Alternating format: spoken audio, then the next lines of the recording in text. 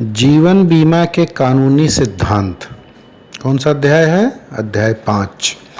जीवन बीमा के कानूनी सिद्धांत अर्थात कि जीवन बीमा निगम किन किन कानूनों का सहारा लेकर के बीमे का काम करता है और कौन कौन से कानून इसमें लागू होते हैं, इसी के बारे में इस अध्याय में पूरा डिटेल दिया हुआ है।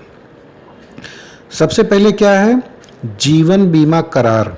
करार का मतलब एग्रीमेंट, ठीक है ना। एग्रीमेंट का मतलब अनुबंध, अर्थात कि दो पक्षों में कोई समझौता होना। क्या समझौता होता है? देखिए सुनिए, जीवन बीमा के करार में बीमा कंपनी की बाध्यता विधिक होती है। बाध्यता मतलब मजबूरी, बंधन। विधिक मतलब कानूनी, ठीक है ना। तो जीवन बीमा का जो एग्रीमेंट होता है, अनुबंध होता है, समझौता होता है, उसमें बीमा कंपनी किस्त लेती है, ठीक है ना, और कस्टमर को एक आश्वासन देती है कि आपके जिंदा रहने पर आखिरी में हम आपको इतना पेमेंट देंगे, और अगर बीच में आपकी डेथ हुई तो इतना पेमेंट दे देंगे, मृत्यु होने पर भी दे देंगे, ठीक है ना। वह पॉलिसी धारक के साथ अनुबंध करता है। अनुबंध मतलब एग्रीमेंट, करार, कि यदि पॉलिसी धारक समय से प्रीमियम दे रहा है, समय से प्रीमियम मतलब किस्त जमा कर रहा है, तो बीमा करता मतलब बीमा कंपनी उसके जीवन की रक्षित घटना होने पर दावा राशि का भुगतान करेगी। रक्षित घटना का मतलब कि जो हमने आश्वासन दे रखा है कि एक्सीडेंट से मृत्यु होगी तो 2 लाख देंगे, बीमारी से मरने पर 1 लाख देंगे, नहीं तो मैच्योरिटी पर हम आपको 2.25 लाख 2.5 लाख जो भी बोनस सहित भुगतान होना है वो हम करेंगे, ठीक है ना। अपंगता होने पर किस्त माफ कर देंगे। ये एग्रीमेंट आपने 814 नंबर टेबल पढ़ा है बंदोबस्ती बीमे का। बंदोबस्ती बीमे का उदाहरण आप देखिए, तो जो जो चीजें उसमें दी हुई हैं वो अनुबंध का यानी एग्रीमेंट का पार्ट होता है। अच्छा, एग्रीमेंट क्या होता है कि अगर वो समय से किस्त देगा तो हम भी जो वादा किए हैं वो हम पेमेंट करेंगे। यह करार बीमा पॉलिसी के स्वरूप में प्रमाणित होता है, अर्थात कि यह एग्रीमेंट जो होता है कस्टमर और बीमा कंपनी के बीच में, उसका प्रूफ क्या है, सबूत क्या है? तो सबूत में वो पॉलिसी बॉन्ड आपको देते हैं। पॉलिसी करार उसी को कहा जाता है। यही कारण है कि भारतीय करार अनुबंध 1872 के प्रावधान बीमा पॉलिसी पर भी लागू होते हैं। इसका मतलब क्या हुआ कि एग्रीमेंट करने के लिए एक नियम बना हुआ है, उसी नियम का पालन अगर आप नहीं करोगे तो एग्रीमेंट रद्द माना जाता है, ठीक है ना। तो वो एग्रीमेंट का नियम क्या है? भारतीय करार अनुबंध 1872, उसी में इससे संबंधित सारे कानून लिखे हुए हैं। अच्छा, अब संविदा क्या होती है? संविदा लिखित रूप में होती है। जो बीमे का फार्म होता है उसको क्या कहा जाता है? प्रस्ताव पत्र, ठीक है ना। और चाहे तो उसी को आप संविदा फार्म भी कह सकते हो। तो उस संविदा में बीमा कंपनी कस्टमर से उसकी तमाम जानकारियां पूछती है। क्या क्या जानकारी? कि जैसे उसका नाम क्या है, पिता का नाम, मरने के बाद किसको पेमेंट दिया जाएगा, वारिस का नाम,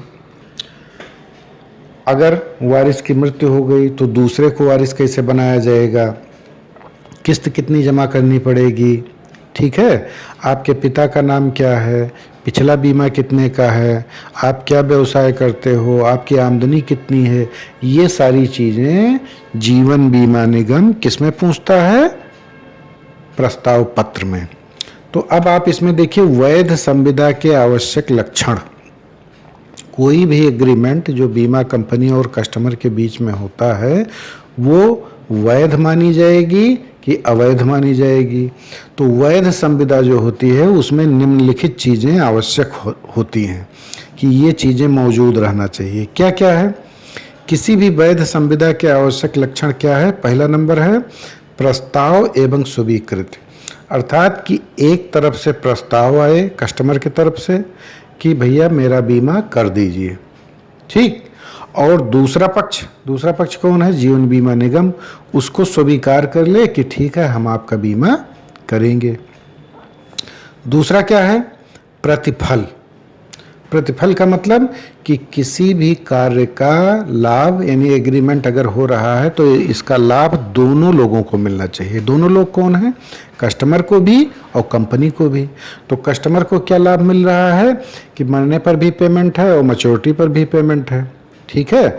और बीमा कंपनी को क्या फायदा है? देखिए लिखा है, बीमा कंपनी द्वारा जोखिम कवर किए जाने के फलस्वरूप पॉलिसी धारक उसे प्रतिफल देगा।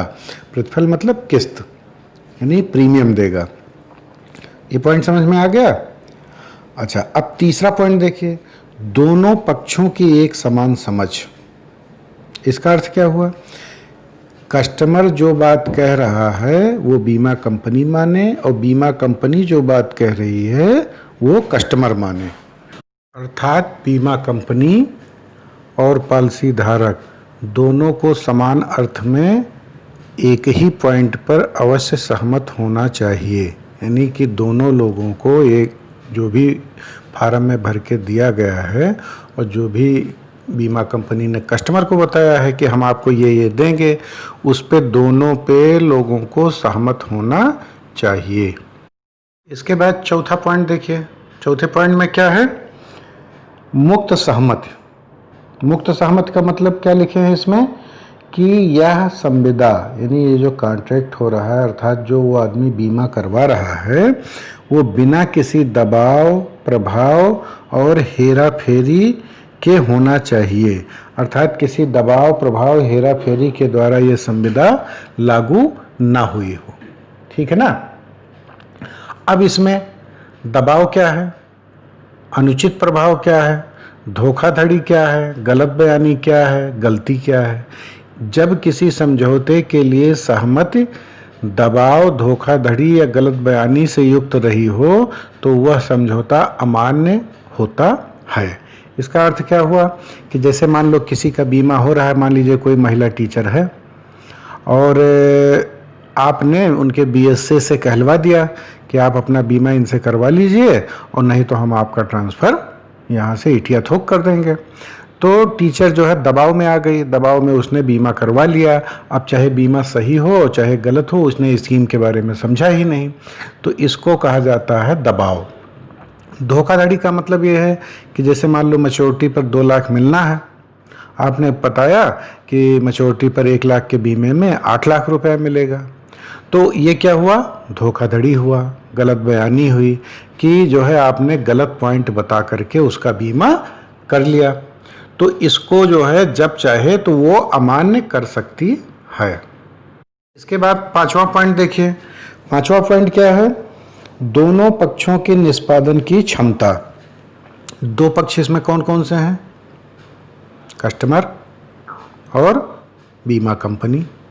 निष्पादन का मतलब कि कार्य निष्पादन का मतलब ये हुआ कि जो वो बीमा करवा रहा है वो भी, उसकी भी क्षमता होनी चाहिए और जो बीमा कर रहा है अर्थात बीमा कंपनी, उसकी भी क्षमता होनी चाहिए।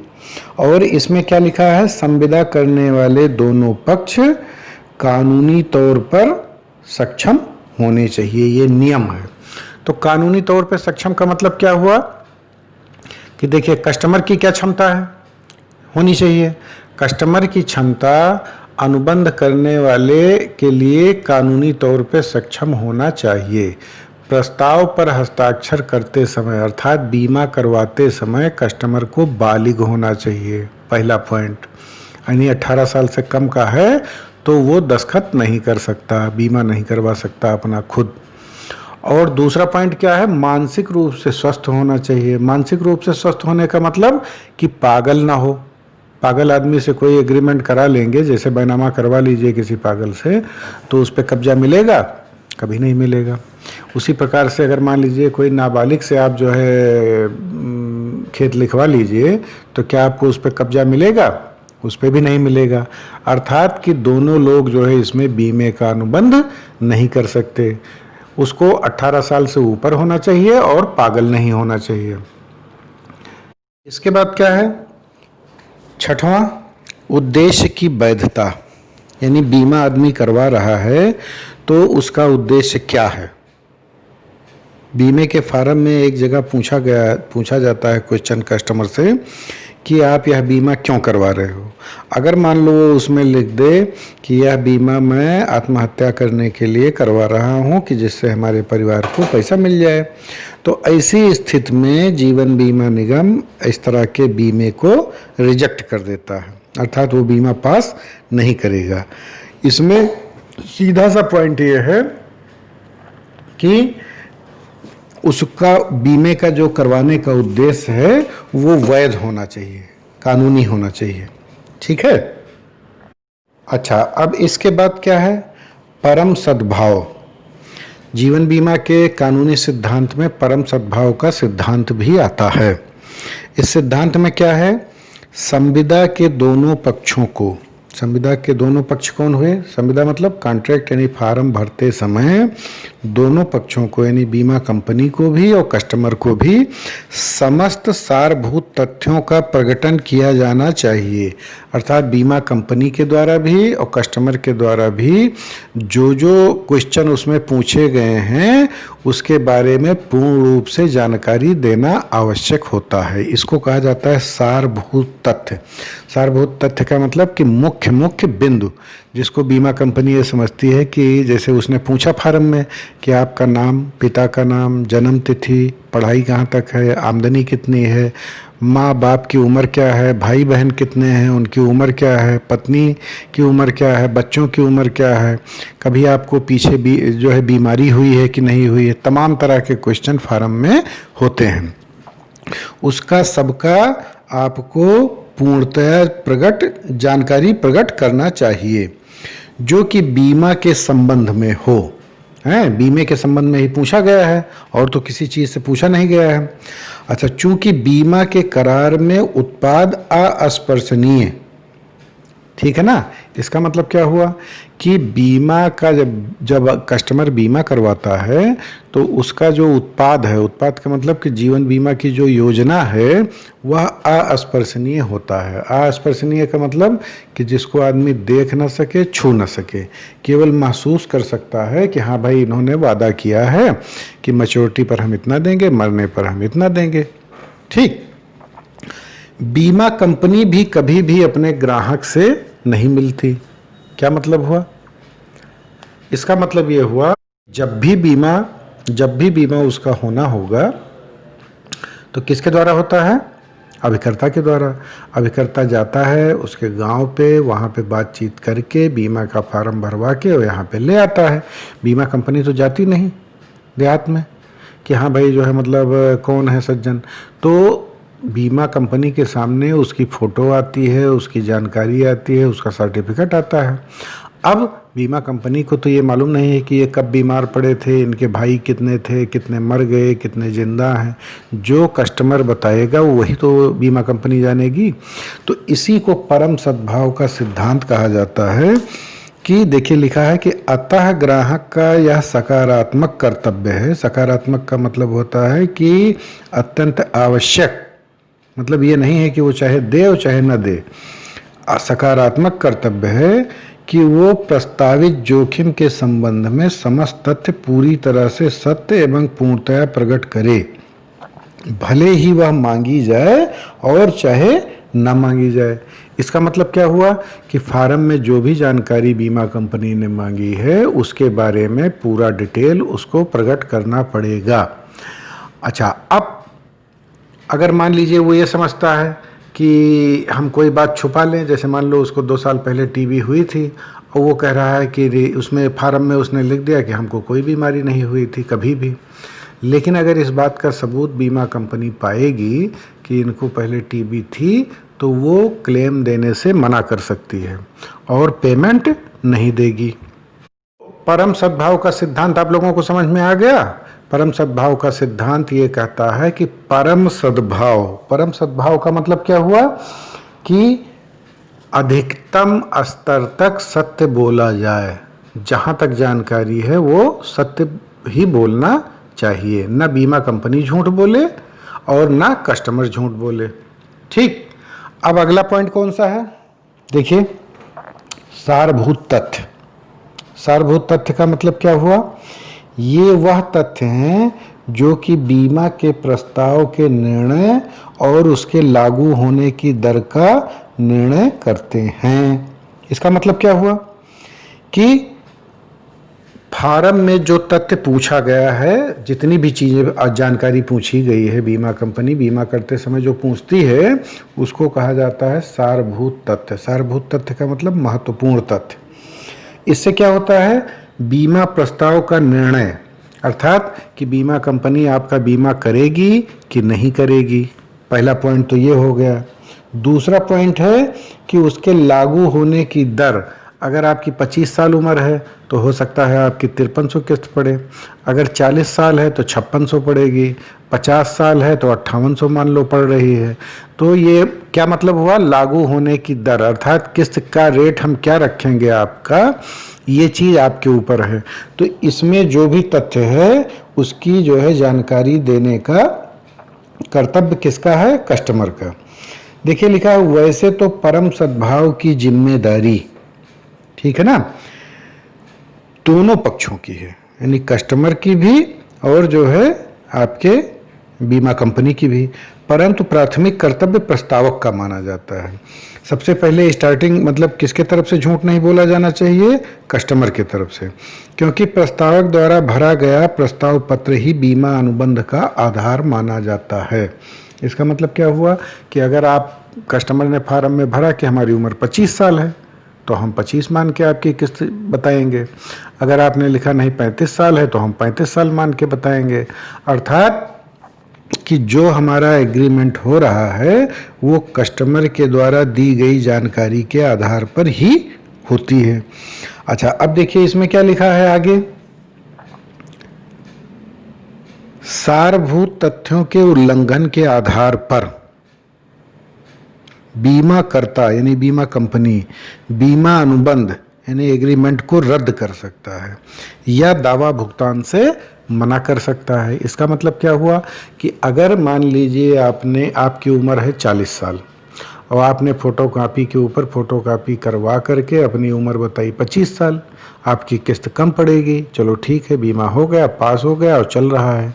लेकिन जब भी किसी कस्टमर की मृत्यु होती है तो बीमा कंपनी अपने एक अधिकारी को जांच के लिए भेजती है कि जाइए देख के आइए कि वो आदमी मर गया है कि जिंदा है, मरा तो कब मरा, कैसे मरा, यानी फार्म में जो भी चीज़ें जानकारी आपने दी है उस सब की जांच बाद में होती है। कब? क्लेम के समय। ठीक, अब मान लीजिए क्लेम के समय ये पता चला कि हाँ भाई इनका तो जो है उम्र 35 साल थी और इन्होंने 25 साल दिखा के बीमा कराया था, तो बीमा कंपनी पेमेंट देने से मना कर सकती है। तो यही चीज़ इसमें बताए हैं कि सारभूत तथ्यों के उल्लंघन, यानी अगर गलत जानकारी आपने दिया तो आपका बीमा का क्लेम बाद में भुगतान होने से मना कर दिया जाएगा। अब इसके बाद क्या है, कौन सा पॉइंट है? बीमा योग्य हित। ठीक है ना, बीमा योग्य हित, इसका अर्थ क्या हुआ? बीमित का जो हित उसके घर में या पैसों में होता है उसे बीमा हित कहा जाता है। बीमित का मतलब कस्टमर का हित उसके घर में और पैसों में होता है कि नहीं होता है, कि अगर उसका पैसा गायब हुआ तो उसका नुकसान हुआ, उसका घर में रखी हुई कोई भी चीज़ या घर के किसी भी सदस्य को कोई बात हुई तो उसका नुकसान होता है। ठीक है ना, इसी पॉइंट को कहा जाता है बीमा हित। अर्थात कि जिसका बीमा हुआ उसकी पत्नी अगर मरी तो उसका नुकसान है, उसके बच्चे मरे तो उसका नुकसान है, उसकी मोटरसाइकिल गायब हुई तो उसका नुकसान है। अब आप सोचो कि अगर पड़ोसी का मोटरसाइकिल गायब हो तो उसका कोई नुकसान है? नहीं है। पड़ोसी की पत्नी मर गई तो क्या उसका कोई नुकसान है? उसका नुकसान नहीं है। तो यही चीज़ इसमें बीमा हित का अर्थ यही है कि आप उसी चीज़ का बीमा करवा सकते हो जो आपकी अपनी हो। ठीक है, देखिए क्या लिखा है, ऐसे सारे संबंध या ऐसी सारी संपत्तियां जिसके न रहने से बीमा कराने वाले पक्ष को आर्थिक क्षति होती है तो वहाँ पे माना जाता है कि बीमा हित इनका मौजूद है, बीमा हित की मौजूदगी मानी जाती है। बीमा हित होने पर ही बीमा संभव होता है। अर्थात कि जैसे आप मान लो अपनी पत्नी का बीमा कराना चाहते हो तो बीमा हो जाएगा। क्यों? इसलिए कि बीमा कंपनी ये मान के चलती है कि आपकी पत्नी की मृत्यु होने पर आपका नुकसान है। लेकिन अगर आप ये चाहो कि नहीं, पड़ोसी की पत्नी का आप बीमा करा दो, पैसा आप दो और बीमा उनका हो जाए और वारिस में कौन हो जाए? आप हो जाओ, तो इस चीज़ की अनुमति बीमा कंपनी नहीं देती। वो कहती है कि यहाँ पे कोई बीमा हित नहीं है। अर्थात कि पड़ोसी की पत्नी के मरने पर आपका क्या नुकसान है? और बीमा किस लिए कराया जाता है? नुकसान से बचने के लिए। तो ये पॉइंट समझ में आ गया कि अगर जहाँ पे आपका बीमा हित नहीं है वहाँ पे आप बीमा नहीं करवा सकते। आप अपनी मोटरसाइकिल का बीमा करवा सकते हो लेकिन पड़ोसी के मोटरसाइकिल का बीमा आप नहीं करवा सकते हो। ठीक? अच्छा, अब देखिए इसमें क्या लिखा है आगे। सामान्य रूप से हमारा अपने जीवन में असीमित, अर्थात कि हम अपना बीमा जितने का चाहें उतने का करवा सकते हैं। पत्नी का करवा सकते हैं, बच्चों के जीवन में यानी बच्चों का बीमा करवा सकते हैं, और ऐसी संपत्तियां जो कि हमारी हैं, अर्थात अपना मोटरसाइकिल, अपना ट्रैक्टर, अपना जीप, अपना कार, ठीक, अपने घर का बीमा आप करवा सकते हो क्योंकि यहाँ पे आपका बीमा हित माना जाता है और इस मामलों में हम बीमा करवा सकते हैं। अच्छा, अब देखिए और क्या पॉइंट है। बीमा कंपनियां दो प्रकार की हैं, गाड़ी घोड़े वाला बीमा यानी साधारण बीमा और जीवन बीमा अर्थात कि मनुष्यों वाला बीमा। तो देखिए इसमें लिखे हैं कि जीवन बीमा में केवल प्रारंभ में बीमा हित की उपस्थिति अनिवार्य है। इसका मतलब क्या है कि जब हम बीमा कर रहे हैं, फार्म भरा जा रहा है, तब हम ये देखेंगे कि आपने किसको वारिस किया है। जैसे आपने सोचा कि हम जो है अपना बीमा करवाएंगे और अपनी पत्नी को वारिस नहीं करेंगे, हम अपने पड़ोसन को वारिस करेंगे। ठीक? तो बीमा कंपनी ऐसे बीमे को पास नहीं करेगी। क्यों नहीं करेगी? क्योंकि बीमा कंपनी को इसमें 3 खतरा नजर आता है। क्या क्या खतरा है?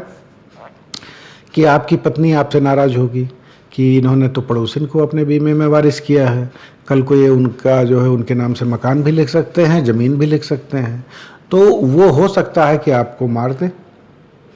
ठीक? दूसरा पॉइंट ये है कि पड़ोसन के हस्बैंड वो सोचे कि ये अपनी पत्नी को वारिस करने के बजाय हमारी पत्नी को क्यों किए हैं, वो भी आपको मार सकता है। अर्थात आपके एक कदम से आपकी ज़िंदगी में खतरा 3 गुना बढ़ गया। ठीक? तो ऐसी स्थिति में जिस चीज़ के नष्ट होने की संभावना है, अर्थात कि जिस आदमी के मरने की संभावना बढ़ गई है, उसका बीमा कंपनी क्यों करेगी? क्योंकि इसमें उसका नुकसान होगा। ठीक है? तो इसी को कहा जाता है बीमा योग्य हित।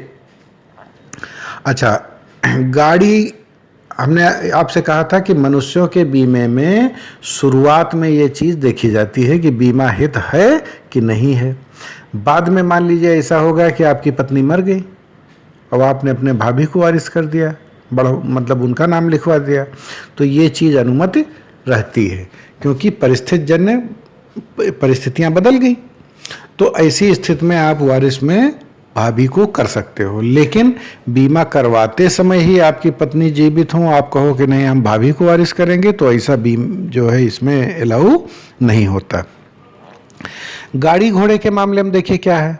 गाड़ी घोड़े में यानी सामान्य बीमा के मामले में बीमा के प्रारंभ में और दावे के समय हमेशा बीमा हित उपस्थित रहना चाहिए। अर्थात कि आपने अपने गाड़ी का बीमा कराया और 4 महीने बाद चोरी हो गई तो आपको पेमेंट हो जाएगा, लेकिन आपने अपने गाड़ी का बीमा कराया और 4 महीने बाद आपने उसको बेच दिया और जिसके हाथ बेचा आपने उसके पास से 2 महीने बाद फिर जो है गाड़ी चोरी हो गई, तो वो तो आदमी समझ रहा है कि बीमा 1 साल के लिए मान्य होता है, लेकिन ऐसा नहीं है। उसमें पेमेंट उसको नहीं होगा क्योंकि ये सिद्धांत के विपरीत है। क्या विपरीत है?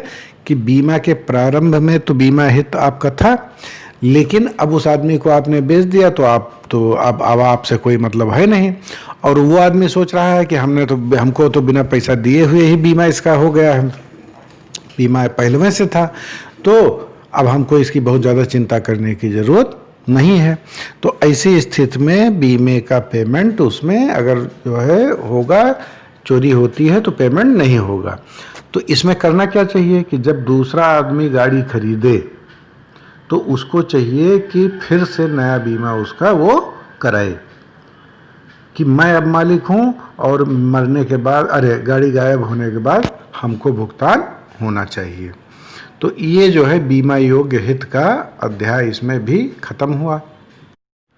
इसके बाद देखिए फिर कौन सा पॉइंट है, जोखिम का आसन्न कारण, प्रॉक्सिमेट काज। इसका मतलब क्या हुआ,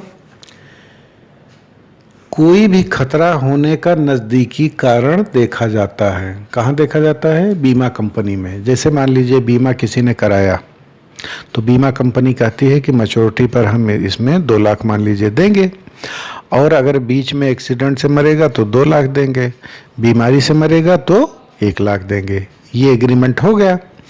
लेकिन मरने के बाद ये भी देखा जाता है कि प्रॉक्सिमेट काज क्या है, यानी कि बीमा जोखिम का आसन्न कारण, यानी कि खतरा होने का मुख्य कारण क्या था। अब आप सोचो कि जैसे मान लीजिए कोई आदमी है, मोटरसाइकिल से जा रहा है, मर गया, तो बीमा कंपनी पेमेंट कर देगी। लेकिन अगर उसमें पोस्टमार्टम में ये पता चला कि ये तो बहुत सारा शराब पिए हुए थे और इस कारण इनका एक्सीडेंट हो गया, ये नशे में थे, तो बीमा कंपनी पेमेंट नहीं देगी, क्योंकि जोखिम का आसन्न कारण यानी खतरा होने का मुख्य कारण क्या हुआ, शराब पीना। ऐसी स्थिति में पेमेंट नहीं करते। अब देखिए इसमें लिखा है, यही चीज़ पढ़िए, बीमा दावे के भुगतान के समय यह भी आवश्यक है कि जोखिम का आसन्न कारण बीमित आपदा के कारण ही हुआ हो। यदि किसी अन्य कारण से हानि होगी तो बीमा कंपनी की बाध्यता भुगतान को लेकर नहीं है, अर्थात बीमा कंपनी भुगतान करने के लिए बाध्य नहीं है। अब देखिए इसका मतलब क्या हुआ कि जैसे आपने अपने मोटरसाइकिल का बीमा कराया तो उसमें बीमा करते समय 2 चीज़ों का बीमा किया जाता है। किस चीज़ का, चोरी हो जाने का या एक्सीडेंट का। इन दोनों के वजह से अगर कोई बात होती है गाड़ी में तो बीमा कंपनी पूरा पेमेंट दे देगी। लेकिन अगर मान लीजिए बाढ़ की वजह से बह गई तो बीमा कंपनी पेमेंट नहीं करेगी। अगर गाड़ी मान लो आग लग गई और उसमें जल गई तो बीमा कंपनी पेमेंट नहीं करेगी, क्योंकि आपको शायद मालूम है या नहीं मालूम है, जनरल इंश्योरेंस में हर चीज़ का अलग से पैसा पड़ता है। जैसे आप साइकिल लेने गए, साइकिल ले लो तो 3,000 रुपये पड़ा, कैरियर लगवाए तो 200 रुपया और पड़ा, ठीक है, गद्दी कवर लगवाए तो 100 रुपया और पड़ा, बच्चों के लिए गद्दी लगवाए तो 150 रुपया और पड़ गया, चैन कवर लगवाए तो उसका पैसा अलग से पड़ा। अर्थात कि जितनी सुविधा आप उसमें बढ़वाते चले गए वैसे ही उसमें दाम बढ़ता चला गया। वही हाल बीमे का भी है। आपने केवल 2 चीज़ों का बीमा कराया है, चोरी और एक्सीडेंट का, तो केवल बीमा कंपनी उतने का ही पैसा लेगी। आपने मान लीजिए बाढ़ का भी करवाया तो 300 रुपया और बढ़ जाएगा, भूकंप का भी करवाया तो 300 रुपया और बढ़ जाएगा। फिर आपने कहा कि नहीं साहब मैं आग का भी करवाऊंगा तो उसका भी पैसा बढ़ जाएगा 300 रुपया। आपने कहा नहीं दंगे में अगर जो है गाड़ी जला दी जाए तो उसका भी 300 रुपया बढ़ जाएगा। अर्थात कि हर चीज़ों के लिए खतरा जैसे जैसे आपने उसमें और ज़्यादा डलवाया कि इन खतरों पर भी हमको पेमेंट चाहिए, तो बीमा कंपनी अपनी किस्त बढ़ा देती है। ठीक है ना। अच्छा अब देखिए यही चीज़ इसमें लिखा है कि अगर इसीलिए हमने जो उदाहरण दिया था वो चीज़ यहाँ पे आती है। क्या उदाहरण दिया गया था कि आपने 2 चीज़ों का बीमा करवाया और अगर मान लीजिए बाढ़ की वजह से गाड़ी बह गई तो पेमेंट नहीं करेंगे। तो वही चीज़ इसमें जोखिम का आसन्न कारण देखा जाता है, जांच होती है, हर घटना के बाद जांच होती है, चाहे चोरी का हो चाहे आदमी के मरने का हो, तो उसमें बीमा कंपनी जांच करती है। जांच में अगर गलत कारण से चीज़ों का नुकसान हुआ है तो पेमेंट नहीं देंगे। अब देखिए इसमें क्या लिखा है, जीवन बीमा के मामले में सामान्यतया मृत्यु का कारण कुछ भी हो, अर्थात कि बीमा कंपनी ये कहती है कि किसी भी वजह से मरोगे तो बीमा कंपनी भुगतान करेगी, अर्थात आसन्न कारण का बिंदु जीवन बीमा कंपनियों पर लागू नहीं होता। लेकिन अगर कोई आदमी आत्महत्या करता है, बीमा कराने के पहले वर्ष में अगर कोई आदमी आत्महत्या कर लेता है तो ये माना जाएगा कि उसका पहले से प्रोग्राम है और इसमें पेमेंट हम नहीं करेंगे। इसी प्रकार से दुर्घटना वाले मामले में, एक्सीडेंटल मामले में बीमा कंपनी डबल पेमेंट करती है। लेकिन अगर शराब पी के आदमी मरा है या डकैती डालने गया है, वहाँ गांव वालों ने घेर के मार दिया है, तो बीमा कंपनी कोई भी पेमेंट इसमें नहीं करेगी। तो ये जोखिम का आसन्न कारण वाला पॉइंट आपको समझ में आ गया। इसके बाद आइए देखिए कौन सा पॉइंट है, जुड़ाव, मजबूती की संविदा, ठीक है ना, कॉन्ट्रैक्ट ऑफ एडहेशन, अर्थात कि कस्टमर कंपनी के साथ जुड़ा रहे, इसको कहा जाता है जुड़ाव। ठीक है, कि बीमा कराया है तो 20 साल तक के लिए बीमा कराया है तो 20 साल तक वो किस्त देता रहे। अब देखिए इसमें क्या कहा है, जुड़ाव की संविदा कहिए इसको, चाहे आसंजन की संविदा कहिए, ये दोनों पॉइंट एक ही है। इसमें क्या ऐसे अनुबंध जहां पर एक पक्ष बेहतर स्थिति में होता है। अब बीमा कंपनी और कस्टमर के बीच अनुबंध हुआ, इसमें एक पक्ष बेहतर स्थिति में है, कौन पक्ष, बीमा कंपनी, ठीक है, उसने अपने अनुसार संविदा की शर्तें लागू करवा दी हैं क्योंकि वो सक्षम है। क्या शर्तें, कि अगर आपने गलत जानकारी दी हो गई तो हम पेमेंट नहीं करेंगे, शराब पी के मरोगे तो हम पेमेंट नहीं करेंगे, ऐसा करोगे तो नहीं पेमेंट करेंगे, तमाम पॉइंट उसने, अभी जो आपको बीमा योग्य हित नहीं है, अर्थात आपने गलत आदमी को वारिस कर दिया तो पेमेंट नहीं करेंगे, आपने सारभूत तथ्य की जानकारी ठीक से नहीं दी है तो हम पेमेंट नहीं करेंगे। ठीक, तो इसमें क्या हुआ कि उसको अपने अनुसार उसने संविदा की शर्तें लागू की हैं। तो दूसरे पक्ष यानी कस्टमर को भी तो कोई अधिकार होना चाहिए कि सब बीमा कंपनी का अधिकार रहेगा। तो कस्टमर को क्या अधिकार दिया जाता है दूसरे पक्ष को, कि यदि वह संविदा से सहमत नहीं है, बीमा तो हो गया, लेकिन अगर उसको ये लगता है कि नहीं नहीं ये बीमा तो गलत है, हमको उन्होंने एजेंट ने गलत समझाया और ये बीमा हमारे लिए सही नहीं है, और उसकी शर्तों से अगर आप सहमत नहीं है वो कस्टमर, तो वो संविदा से बाहर आ सकता है, अर्थात कि वह बीमा कंपनी को लिख करके दे कि हमको जीवन बीमा में जो हमने जीवन बीमा कराया है इसमें अभिकर्ता ने बताया था कि इसमें आपको मैच्योरिटी पर 8 लाख मिलेगा, लेकिन बाद में हमने पता किया तो पता चला 8 लाख नहीं मिलेगा, अतः मैं यह बीमा निरस्त करवाना चाहता हूँ, कैंसिल कराना चाहता हूँ, अतः मेरा भुगतान वापस कर दिया जाए। तो बीमा कंपनी बाध्य होती है कि वो जो है पैसे को वापस कर दे और प्रपोजल को कैंसिल कर दे, अपना पॉलिसी बॉन्ड वापस ले ले, ठीक है ना। तो इसको कहा जाता है कॉन्ट्रैक्ट ऑफ एडहेशन, मजबूती की संविदा। इसका जो है नाम क्या है, देखिए फिर क्या लिखा है, बीमा पॉलिसी में कूलिंग अवधि, इसको कहा जाता है फ्री लुक अवधि। कितने दिन का होता है ये, पॉलिसी बॉन्ड मिलने के 15 दिन तक ये लागू रहता है, अर्थात कि जब आपका बीमा हुआ इसके बाद पॉलिसी बॉन्ड मिला, पॉलिसी बॉन्ड पे सारी नियम शर्तें लिखी होती हैं, उसको कस्टमर को चाहिए कि ध्यान से उसको पढ़े। अगर उसको लगता है कि ये बीमा गड़बड़ है तो 15 दिन के अंदर बीमा कंपनी को वापस कर दे पॉलिसी बॉन्ड, और ये लिख करके दे दे कि मुझे इस बीमा की शर्तें स्वीकार नहीं हैं, तो बीमा कंपनी उस बीमे को कैंसिल कर देगी और जो है उनका पैसा वापस कर देगी। लेकिन 15 दिन के बाद ये अवधि समाप्त हो जाएगी, फ्री लुक पीरियड खत्म हो जाएगा। फ्री लुक पीरियड कितने दिन का होता है, 15 दिन का। तो 15 दिन के बाद ये पॉइंट ख़त्म हो जाएगा और उस बीमे को फिर उसको चलाना पड़ेगा, उसी हिसाब से उसका निस्तारण होगा आगे चल करके। एक पॉइंट और है,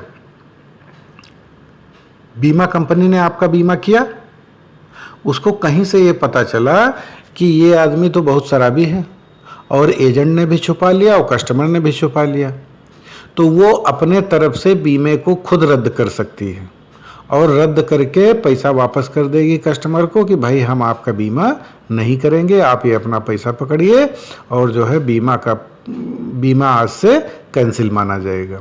तो बीमा कंपनी के पास भी ये अधिकार है कि वो चाहे तो बीमे को रोक सकती है, मतलब कैंसिल करके पैसा वापस कर सकती है, लेकिन यह चीज़ वो 2 साल के अंदर ही उसको करना पड़ेगा। 2 साल के बाद फिर इस चीज़ को वो नहीं कर सकती।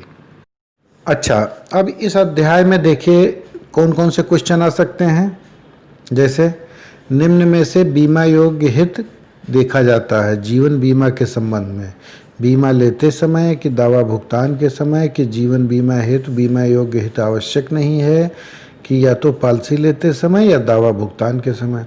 अर्थात कि इसमें क्वेश्चन कौन कौन से बन रहे हैं, बीमा योग्य हित के बारे में, वैध संविदा के प्रीमियम के बारे में, धोखाधड़ी या दबाव बल प्रयोग का उदाहरण क्या होता है, परम सद्भाव का सिद्धांत क्या कहलाता है, जीवन बीमा संविदा के संदर्भ में कौन से कथन सत्य हैं, कि क्या यह मौखिक अनुबंध है, कानून द्वारा लागू नहीं कराया जा सकता, कि मौखिक अनुबंध है लेकिन कानून द्वारा लागू कराया जा सकता है, कि लिखित अनुबंध है अनुबंध अधिनियम 1872 के अंतर्गत। तो क्वेश्चन इसमें बीमा योग्य हित के संबंध में क्या सही नहीं है, ठीक है ना। तो ये जो इससे संबंधित क्वेश्चन है इसको आप अपने दिमाग से, इसमें जो किताब में लिखा हुआ है इसको आप देख लीजिएगा और उसी हिसाब से क्वेश्चन का उत्तर इसमें तैयार कर लीजिएगा। तो ये अध्याय भी आपका समाप्त हुआ।